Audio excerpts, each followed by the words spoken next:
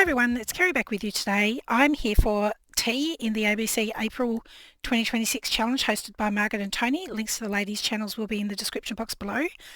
And today we're going to be creating some of these backgrounds, but I know backgrounds does not begin with T. However, in Australia, we call these texters. So texters begin with T. I've used nothing but water and these texters to create these backgrounds with a couple of mark making tools like a sticky tape insert here and some little piece of packaging. I'm going to show you how I've made these. Now, I got these texters secondhand in a D-stash, and I noticed on here it says super washable. So I did a little bit of research and they seem like they're a fairly common thing marketed towards younger kids, so you know if they draw on their hands or their faces or their clothing or whatever, it washes out. So it's apparently a specific ink, but I'm pretty sure it's just a highly pigmented water-based ink. So if you've got some textures lying around at home that are water-based, grab them out, have a go. Worst case scenario, it doesn't work. But I did notice that super washable marketed textures seem to be fairly broadly available anyway. So I have just used some plain white, this is 300 GSM, and it's a very smooth cardstock. It'll probably work just as well, if not better, with watercolour card, but just have a go with whatever you've got. So I'm going to pop these over to the side, and I'm going to bring in, this is like a slick surface non-stick matte type thing, so you could use baking paper if you don't have a silicone mat, or even just a used cellophane bag or something like that. That would work as well. Now mine's curling up, so I'm just looking for something I can weigh that down with. If you're not familiar with which colours work well together, you might want to have a look on the internet for a colour wheel. They're readily available, and it's just going to give you an idea of which colours work best together, what plays nicely. But it's a great chance to experiment with new colours or new colour combinations, because you might find something that you really like that you would never have normally tried. So I'm just going to bring in a couple of textures to begin with and scribble on my surface. So I'm just going to do sort of blue and green because I know they work really nicely together and they're my favourites.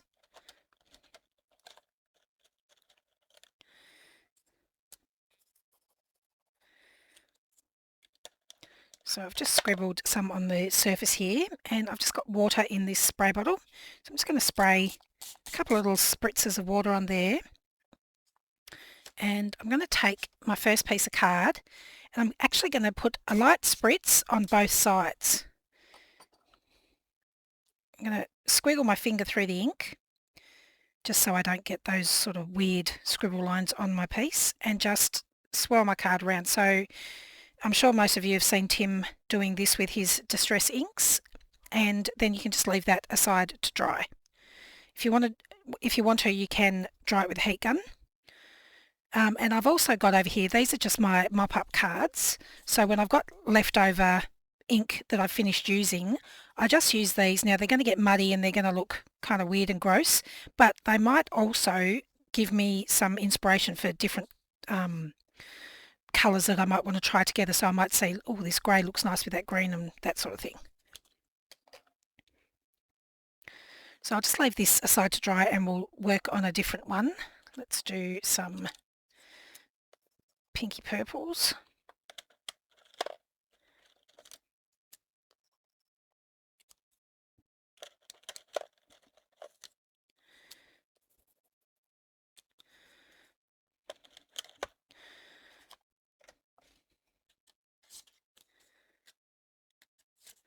So this time I'm just going to add the water to my squiggles, just running out.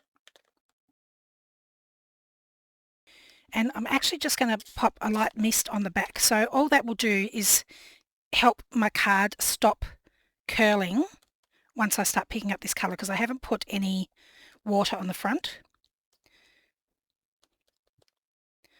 So, and I'll just leave that off to the side as well.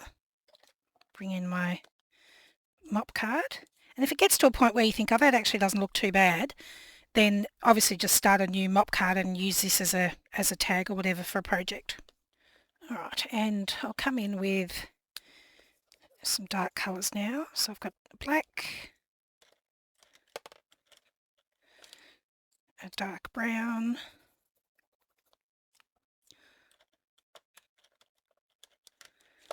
and maybe a bit of this grey.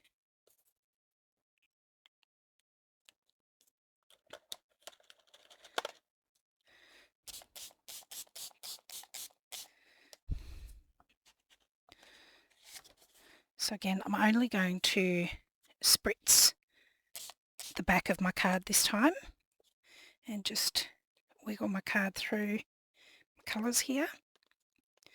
Now if you get white bits and you don't want them, you can pick up a bit of colour and dab it on with your finger if you're worried about, you know, smushing the other parts of the background too much. Or you can just leave little white spaces, sometimes they look nice as well.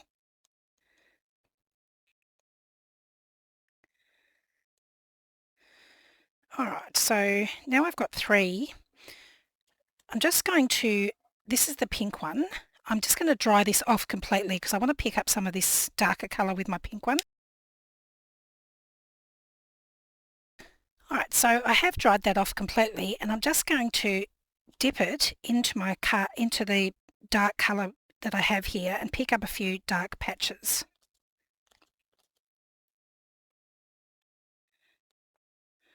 So something like that. And then again I'll pop that one off to the side to dry. Alright, so this was the blue one that we did, and this one is not quite dry.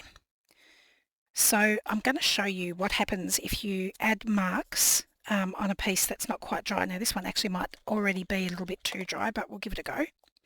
So I'm just going to add some water to that. And I've got some little mark making tools here. This is just the inside of a sticky tape roll. And I'm going to use it like a stamp, adding it to my background here. And you can see because my card wasn't completely dry, all of this colour is wicking out. And rather than giving me a really clean, defined print from this stamp or this sticky tape roll, it's sort of blending and blurring the lines a little bit there. So that gives you a different kind of look. So I'll just dry that off.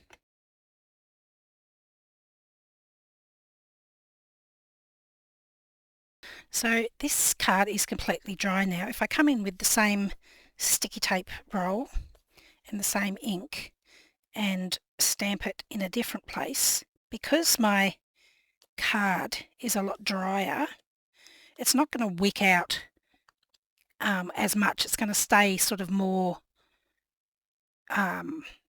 like a circle. So hopefully you can see that there. Now if you want a really, really well-defined circle, I'll just pick this ink up.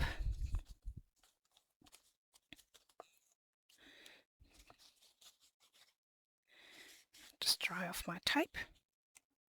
Come in with my black marker. And I'm going to scribble quite heavily with this ink. Now if you want a really well-defined circle, you can just use your tape dispenser to pick up that raw ink, and then when you stamp down on your card you sort of need to twist so that you're transferring the ink directly. So you'll get sort of like a much more stamped look. But then if you were to spritz that with water,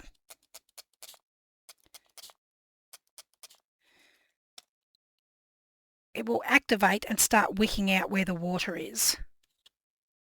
So hopefully you can see that there.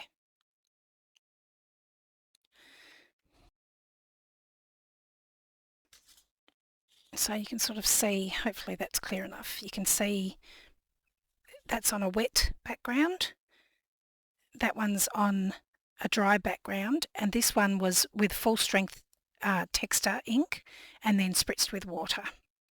So you can get lots of different results just from playing around and experimenting with your tools.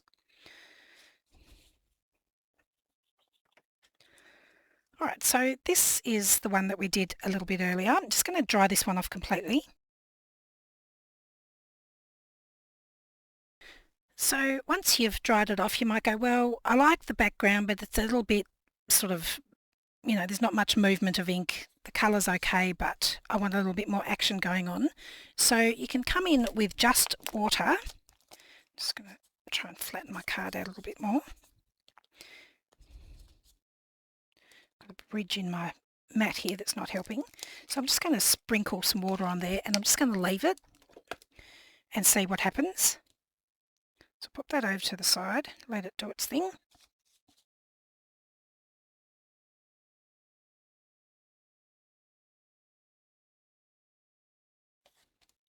So this is one that I created earlier, and this one is fully dry, and it's okay, but it's nothing sort of super magical. So I want to layer a few other things on top. So I'm going to come in with some blue, and maybe just a little bit of green.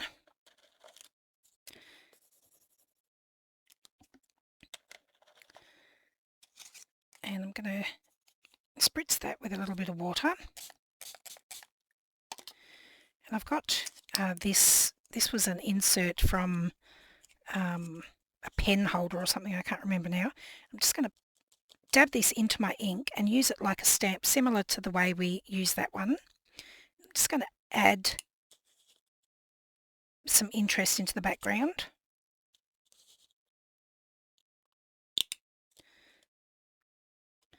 Something like that, just marks. So it's added some marks and given me another layer there, but it's still not really inspiring to me, so I'll just go ahead and add some water on top.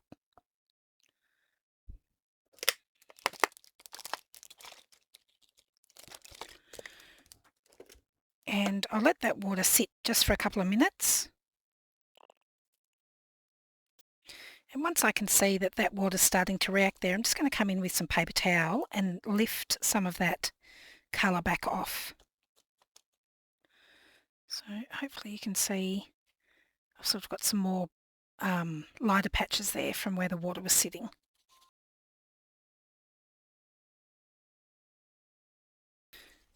So it's okay, but I'm not thrilled with that one, so I'll keep doing things to it until it turns into something that I like.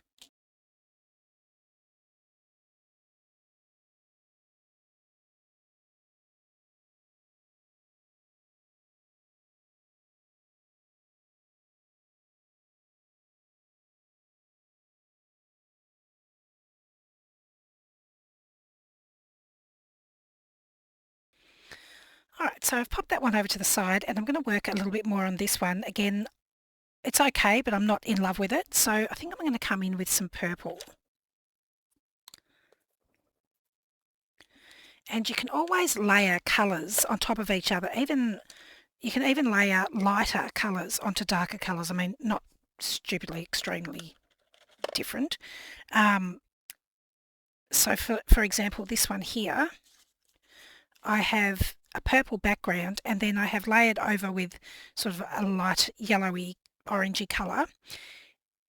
The ink will reactivate, so you will get sort of some browning of that colour because yellow and purple are contrasting colours, so they're not going to make a nice blend together. They're going to sort of go a bit muddy, but that's where having the colour wheel can be really helpful.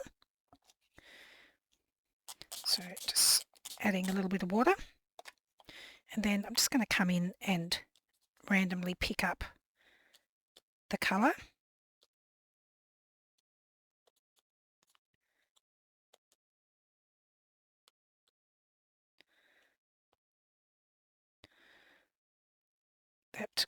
That's showing a lot more blue on the screen than it is in real life. It's quite purple in real life.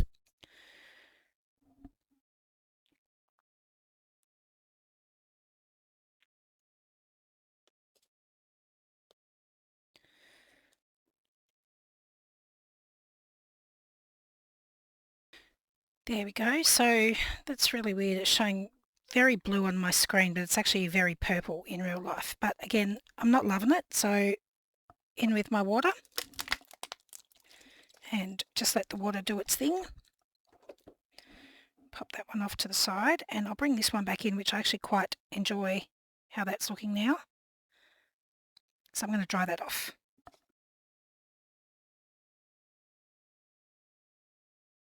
So there we go. Quite like that one. So this is one that I've coloured earlier, and it's quite plain. I just want to see if I can reactivate those colours with just water and just get some nice sort of more whitish water drips.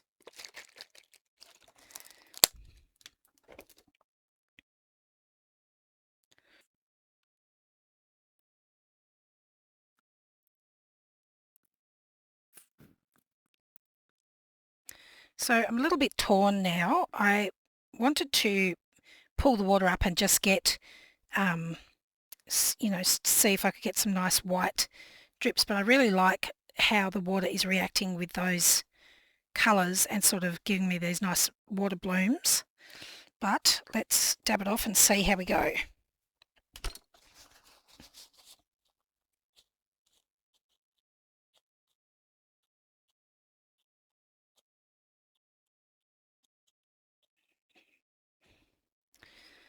So if I'd left that on longer, it probably would have bleached out more of the colours, but I really like how that background has changed now. It looks a lot more interesting. You can actually see on this one where the water is, the colour is kind of being pushed out away from where the water landed.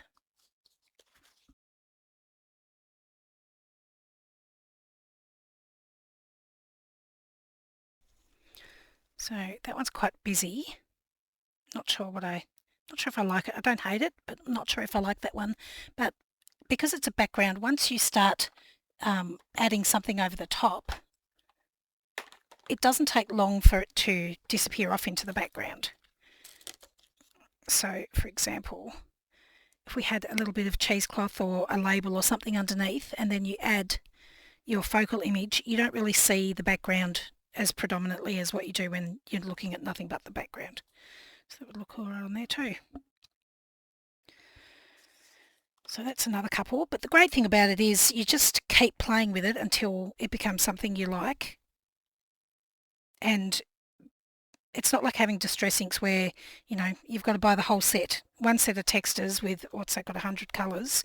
You probably pick that up for $20, maybe even less. And you can, make every colour combination you like. So this one here I really like. This was the one that we created earlier, and then we just popped the water on. And I really like how organic the edges look from letting it dry naturally. So this is probably my favourite. So there we go. That's my take on tea in the ABC April 2026 challenge. Have a go with whatever markers you've got. I mean, water-based markers, it won't work with alcohol markers. But the worst case scenario is you're wasting a little bit of paper, but you can always use it. It's a background, so tear it up and just tuck bits in underneath other things. It's really good fun. It is a bit messy, but it's always fun to have a play with different materials and experiment and see what you can come up with. So thanks so much for joining me today. I'll see you again next time. Bye.